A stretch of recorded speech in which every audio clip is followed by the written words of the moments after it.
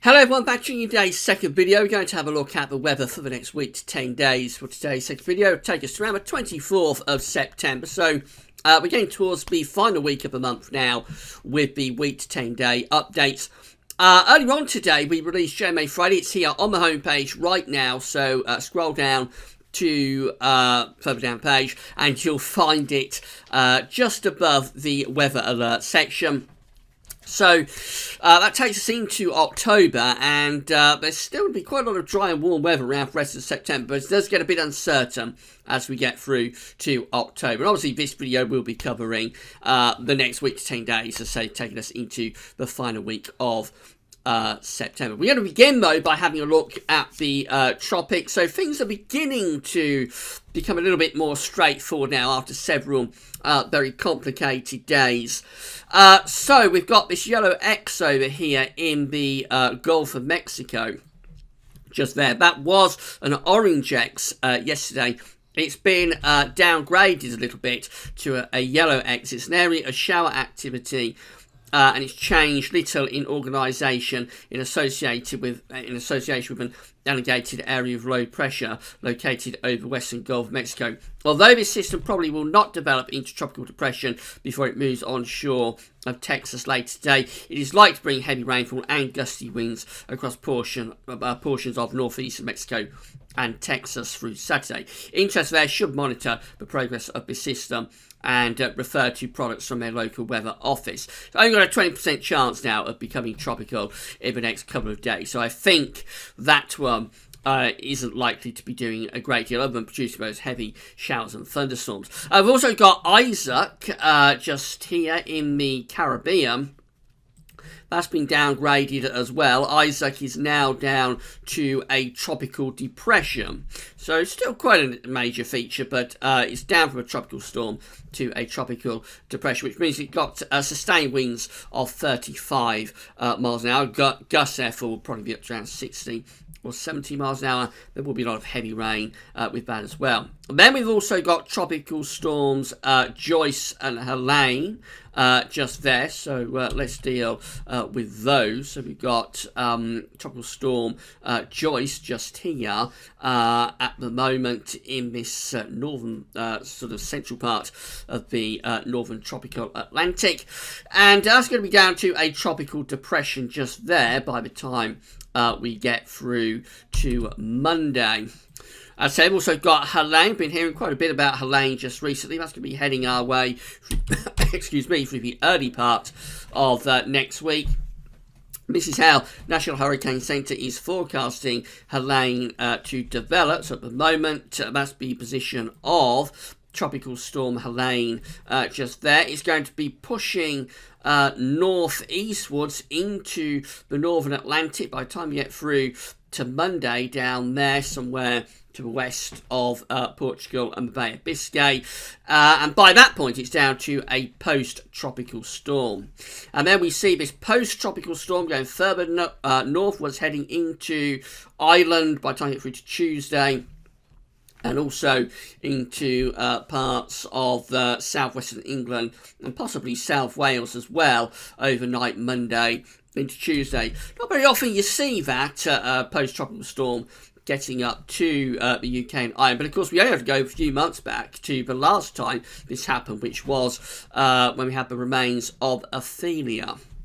So this is the tropical storm wind speeds in terms of probabilities. So again, quite unusual to see this affecting parts of Ireland, UK, northern France. Don't normally get these systems that far north. So at the moment, of course, we've got a high probability down here again, tropical storm force winds. That's down in the tropics of the Atlantic, though, so kind of like a 90%, over 90% probability that Helene will produce those tropical storm winds there. But by the time you get through to the early part of next week, we see these green areas coming into Ireland and the UK, and that's a much lower risk. That's kind of like a 5 to 10% risk, up to perhaps 20% risk, that some of those southwestern parts of Ireland and southwest England and South Wales might find themselves with kind of like a 10 to 20% chance of getting tropical storm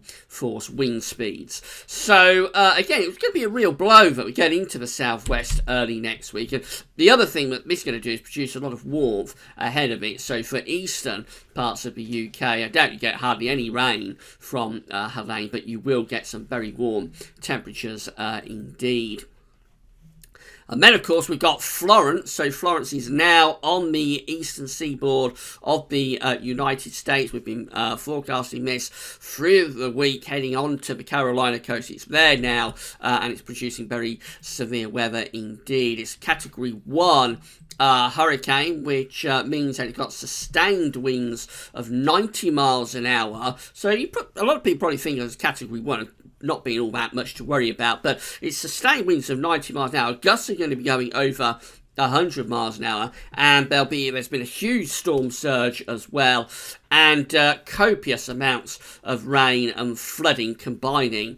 Copious amounts of rain combining with that storm surge to produce a lot of flooding. So this is a major weather event, even though it's down to Category 1. It's a major weather event, but it's occurring around the Carolinas right now. The forecast for Florence, so that's its current position on the Carolina coast, somewhere between North and South Carolina, and it's going to move inland through South Carolina over the next couple of days, and it's going to curve northwards, becoming a tropical depression, and then going further northwards into like Ohio by the time you get through to the start of next week, and by then it'll be down to a post-tropical depression.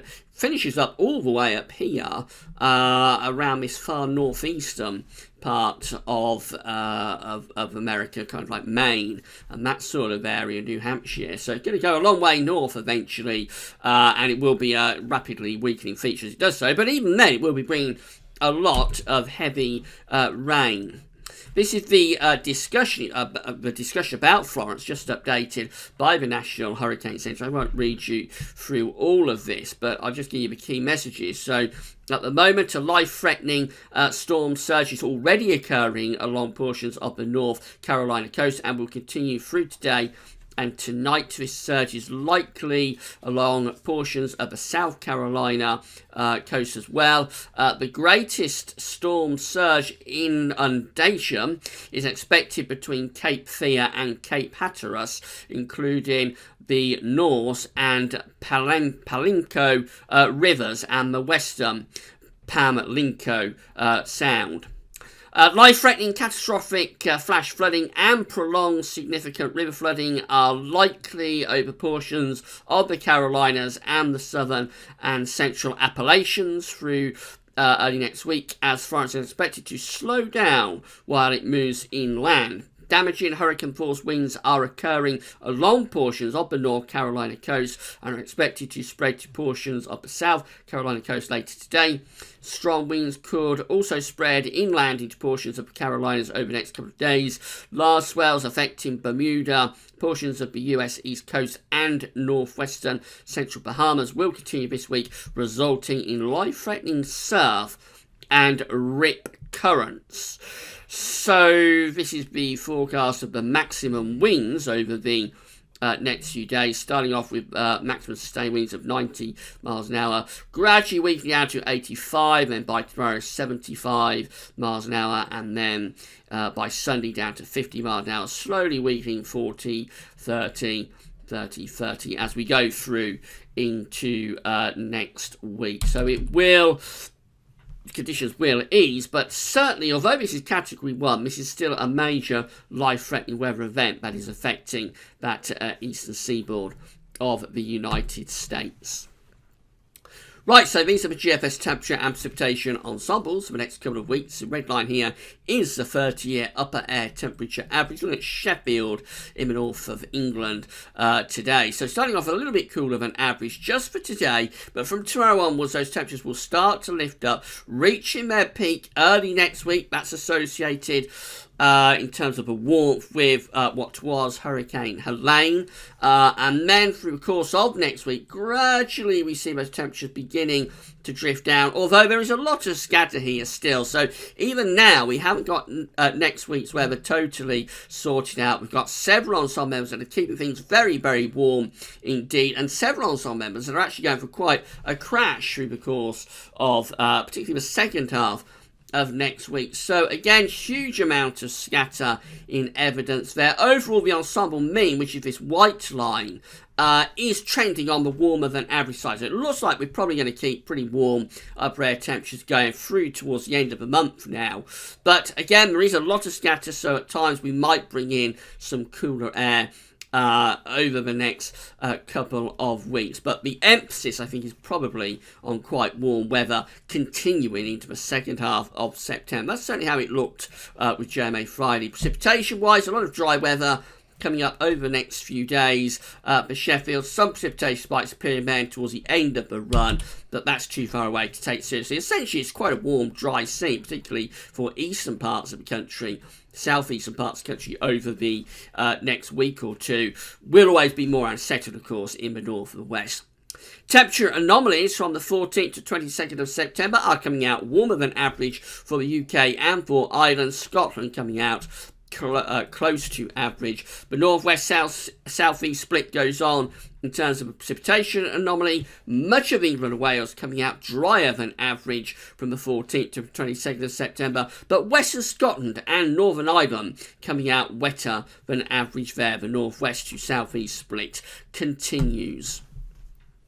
This is how the GFS is looking for Monday, and we're bringing up this quite warm southerly wind on Monday ahead of the remains of Tropical Storm Helene, or Hurricane Helene, just there down to the southwest. As we go through to the end of Monday, Helene's getting ever closer to Ireland, moving in really quite quickly. So already we could have gale force winds and heavy rain heading in towards southern and western parts of Ireland on Monday evening. And overnight Monday into Tuesday, we get these severe gale force winds pushing through Ireland, up the Irish Sea, into western parts of Scotland. There'll be a lot of wet weather in with that as well. Notice winds are much lighter, though, across many central and eastern parts of the country. It will get a bit breezy, but nothing like the winds that we have up the Irish Sea and through Ireland and into western and southwestern parts of Scotland.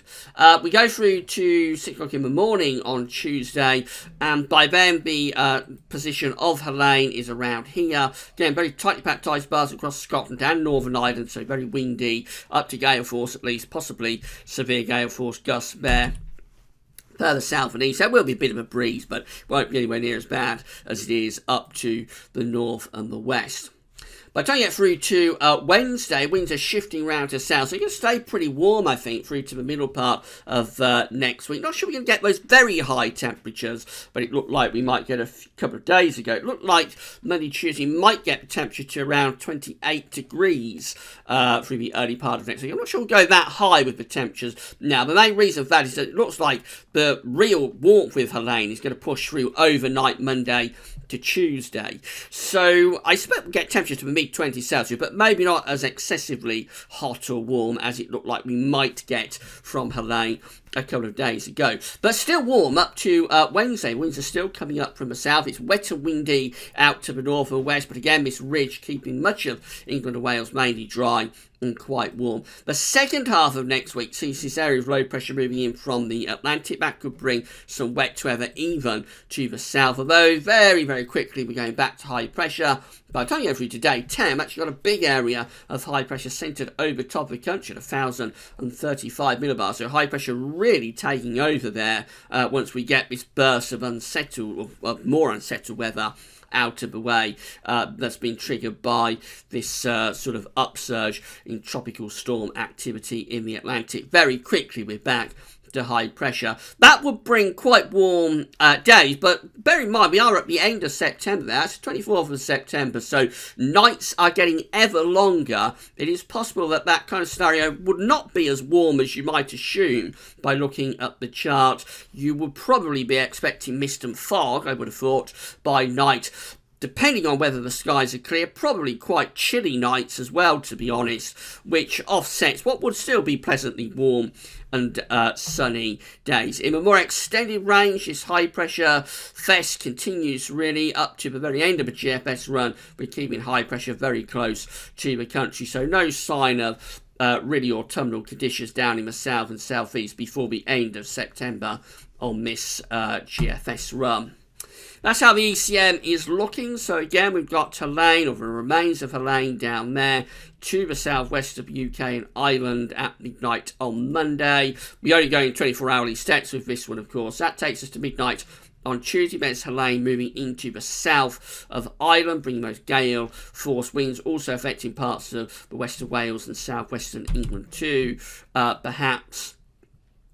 That's Wednesday, so by then Helene, or remains of Helene, up there off the coast of Norway. We're seeing the weather dominated by this main area of low pressure in the central Atlantic, that's bringing these strong southwesterly winds, but still quite warm, particularly so in the south. Second half of next week turns a little bit more unsettled, even down to the southeast. We might get some rain there Thursday, Friday, sometime around then.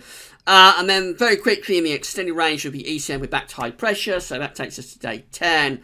High pressure is back in control on Monday, 24th of September, dominating the weather. The upper air temperatures do look quite warm with this high pressure, but I expect it won't be overly warm, and especially for the south. It looks like we're actually picking up quite a northeasterly breeze there, which probably brings quite a bit of cloud in from off the North Sea. But again, it's not proper autumn. That's still a continuation of late summer conditions for the south. And then the GEM, all looking very similar. It looks like the remains of Helene are going to arrive overnight Monday into Tuesday, bringing gale force winds to Ireland, Northern Ireland, Western Scotland, possibly Northwest England as well.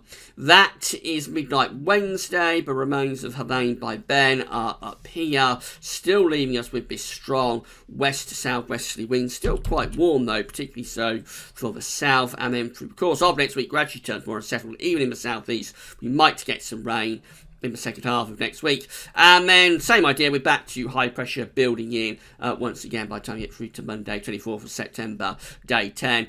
Bear in mind that starts off quite cool with a northwesterly wind, and then the ridge builds in. So again, it's not excessively warm. That temperatures are probably quite chilly still by night, even though the upper air temperatures will be looking quite warm, certainly warm upper air temperatures. By night, probably quite cool. By day, reasonably warm in the September sunshine, but probably not as hot or as warm as you might think by looking at the chart. And that's purely because of the time of the year. We are going rapidly now into autumn, although the weather and the climate wants to keep holding on to this summer high pressure pattern. Inevitably, days are rapidly shortening, nights are rapidly lengthening, so inevitably it's becoming harder to sustain very warm conditions. And even if the upper air temperatures are very warm, down on the surface, particularly at night if skies are clear, it's not going to be as warm as it would be back in the summer. Eventually, proper autumn will arrive.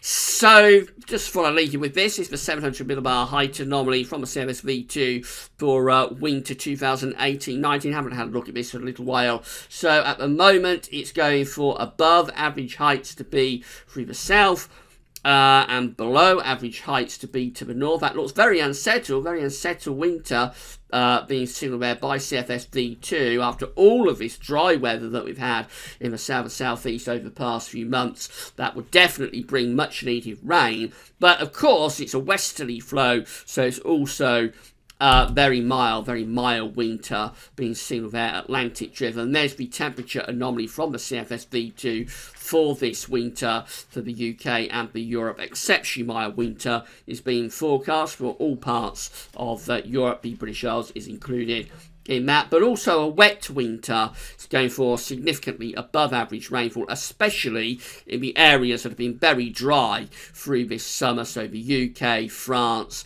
Germany, these sort of areas that do need the rain. It looks like they're going to get it if this is right, with a very mild, wet, zonal winter being signalled then. I wouldn't necessarily take that at all seriously, though. The CFS does have a tendency to revert to its default setup a lot of the time. The default for the CFS is definitely Atlantic driven and zonal. So if you want a cold winter, I wouldn't be too concerned about what that's showing at this stage. If it's still showing that in November, late October through November, then possibly we'll be able to say that from a cold perspective, it could be on something. But right now, I suspect there will be at least a couple more twists with the CFS V2 before we get to the winter. Coming back to the more reliable time frame, well, we've got the remains of Helene bearing down on us through the early part of next week. Not going to be too bad at all in the south and the southeast, but the north and west will get some wet weather from Helene. And then through the course of next week, probably quite unsettled for the north and west. The southeast always driest. And the trend is definitely there by day 10 to actually return us again. How many times have we said this? Actually return us again to high pressure, which will bring a lot of dry weather. Temperature-wise, it's not as clear-cut to be warm, but certainly we could get warmer than average temperatures through the remainder of September, really. So a lot of dry conditions, particularly so in the south. Right, that's all now. Don't forget to check out JMA Friday if you haven't yet done so. Tomorrow we've got the weekend broadcast coming up. Have a look at the weather for the next week to 10 days. And then on Sunday, of course, we've got the third winter 2018-19 update. So come back for all of the updates then. That's all for now, and thanks for watching.